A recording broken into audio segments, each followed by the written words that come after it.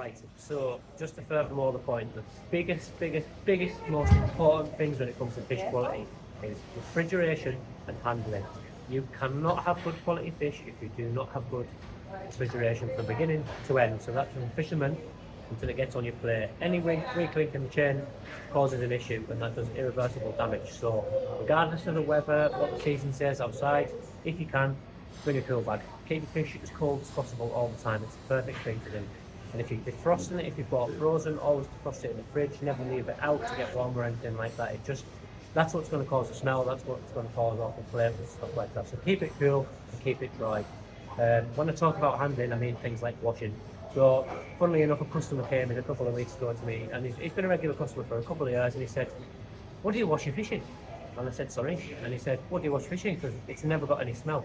And I explained to him completely the opposite, because you don't want to wet your fish. If you wash your fish, you're not going to remove any bacteria, you're just going to increase the temperature. Increasing the temperature means bacterial growth, which means it develops a smell, and then you have a short time to use it. So keep it cool, keep it dry.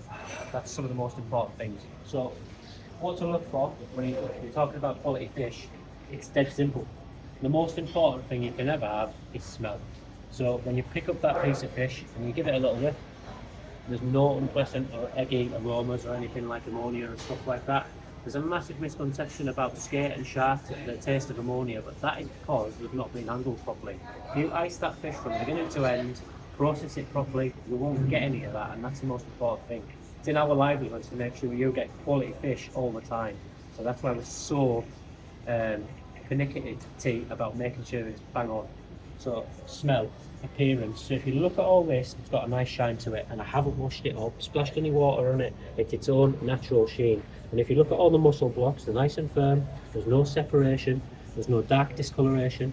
That piece has been skinned. And then if you look on the other side, minus the scales, the blocks are nice and firm. And if you look at the end, it's almost translucent like jelly. You don't want it to be bleached white or splitting or separating or anything like that. That's a sign it's old or it's been warm. And indicators, you're building an overall picture, so it's all about building an overall picture. Yes, you can say, oh, the eyes on that fish are fantastic, but if it's not being kept warm, the insides might be rotten. So it's about nice shiny flesh, firm to the touch which bounces back, clear eyes, no smell, clean muscle blocks like that with no discoloration. And then your shellfish. If you look at the scallops, there's no brown, there's no green, they've been trimmed correctly. There's no freeze burn where they've been on the ice or anything like that. We've kept them cool and we've kept them dry. That nice tuna line there, it's not like a radioactive red. It's a nice, beautiful colour of red. No separation at all between the muscles. There's a big misconception when it gets the sheen on it, it's got chemicals on it. It's not, it's diffraction. The fibres in the meat are tubes, and when the light hits it, your eye can't process it, so it bounces off in lots of different directions, and it makes it look a little bit like a rainbow, and you can see that just in the camera maybe. So, shellfish, again, no smell. They feel nice and heavy, they feel nice and firm. Simple things like when we get the oysters out, you'll see me tapping them together, nice and heavy like two stones, which means they're full of fluid and the muscle isn't tired. If they're open, with oysters, you don't want that. Mussels, on the other hand, however,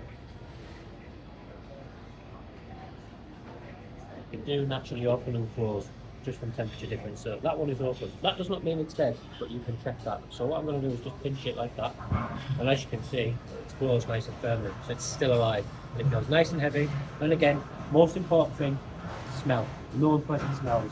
That's the biggest red flag. So all those simple things you can do to make sure you get the best quality fish.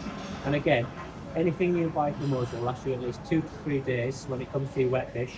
Shellfish, because it's alive, I'd say 1 to 2 days at push. Well, that's because you don't know how to handle it in your fridge at home, yeah? So if you're ever worried about anything like that, just come and ask us, and we'll put your worries away. Yeah? Spot on.